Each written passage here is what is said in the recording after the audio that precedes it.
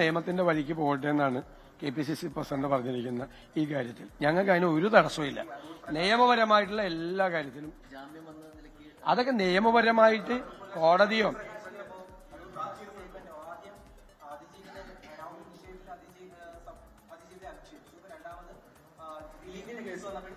ഇതിന്റെ ഞാൻ ഇന്നലെ രാവിലെ UDF നിലപാട് UDF ചെയർമാൻ ഞാൻ കൃത്യമായിട്ട് പറഞ്ഞല്ലോ ഇന്നലെ തന്നെ.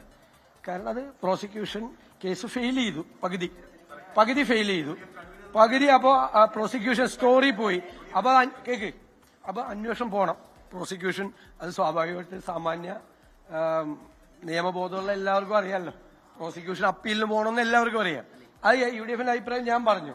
പിന്നെ അത് കഴിഞ്ഞിട്ട് KPCC പ്രസിഡന്റും അതേ അഭിപ്രായം തന്നെ പറഞ്ഞു. ഞങ്ങൾ എല്ലാ നേതാക്കളും പറഞ്ഞു. അടുത്ത പ്രാവശ്യം പറഞ്ഞപ്പോ എന്തോ ഒരു സ്ലിപ്പ് ഉണ്ടായെന്ന് തോന്നുന്നു. പിന്നീട് അദ്ദേഹം കറക്റ്റ് ചെയ്തല്ലോ. അതല്ലല്ലോ നമ്മുടെ അഭിപ്രായം അതല്ലെന്ന് ക്ലിയർ ആയല്ലോ. UDF KPCCയുടെയും അഭിപ്രായം കൃത്യമല്ല. അതിന് നല്ല ക്ലാരിറ്റി ഉണ്ടല്ലോ, അറിയാലോ ഇക്കാര്യത്തിലേക്ക്.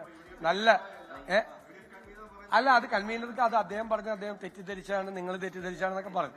ഞാൻ പറഞ്ഞു ഞങ്ങളുടെ അഭിപ്രായം അദ്ദേഹം ആദ്യം പറഞ്ഞതല്ല ഞങ്ങളുടെ അഭിപ്രായം. അത് എല്ലാവരും വ്യക്തമാക്കിയല്ലോ. ഞാൻ പിന്നെ എന്തിനാ ഇനി അത് കോൺട്രവേഴ്സിക്ക് വേണം. KPCC പ്രസിഡന്റ് തന്നെ ഇന്നലെ അപ്പൊ തന്നെ കറക്റ്റ് ചെയ്തല്ല. അത് ഞാനെങ്ങനെ അറിയണം? എന്നോട് ചോദിക്കണം. നിങ്ങൾ അദ്ദേഹത്തോട് പോയി ചോദിക്കും.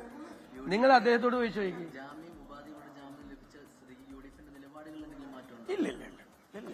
UDF നിലപാടിൽ ഒരു മാറ്റമില്ല. KPCCയുടെ നിലപാടിൽ ഒരു മാറ്റമില്ല. അത് ഒറ്റ വാചകം, ബോധ്യങ്ങളുടെ അടിസ്ഥാനത്തിൽ എടുക്കുന്ന തീരുമാനം. ഇല്ലില്ല, ഇതിപ്പോ ഇലക്ഷൻ സമയമല്ലേ, ഇപ്പൊ സമരം ചെയ്യാൻ പറ്റില്ലല്ലോ. നാളത്തെ കൂടി കഴിയട്ടെ, രണ്ടാമത്തെ പോളിംഗ് കൂടി കഴിയട്ടെ. ഇപ്പൊ ഈ കഴിഞ്ഞ 30 ലൈംഗിക കേസിൽ മുൻകൂർ ജാമ്യം ലഭിച്ചെങ്കിലും രാഹുൽ മാങ്കൂട്ടത്തിൽ വിഷയത്തിൽ നിലപാടിൽ മാറ്റമില്ല എന്ന് വിശദീകരിക്കുകയായിരുന്നു പ്രതിപക്ഷ നേതാവ്. ഒപ്പം നടിയെ ആക്രമിച്ച കേസുമായി ബന്ധപ്പെട്ട് അടൂർ പ്രകാശിന്റെ പ്രസ്താവന ഒരിക്കൽ കൂടി തള്ളുകയാണ് അദ്ദേഹം. ലോകത്തെവിടെയായാലും ഏത് സമയത്തും 24 വാർത്തകളും ഓഗ്മെന്റഡ് റിയാലിറ്റി പാക്കേജുകളും എക്സ്പ്ലെയിനറുകളും വിശദമായി കാണാൻ ഞങ്ങളുടെ YouTube ചാനൽ നിങ്ങൾക്ക് സബ്സ്ക്രൈബ് ചെയ്യാം.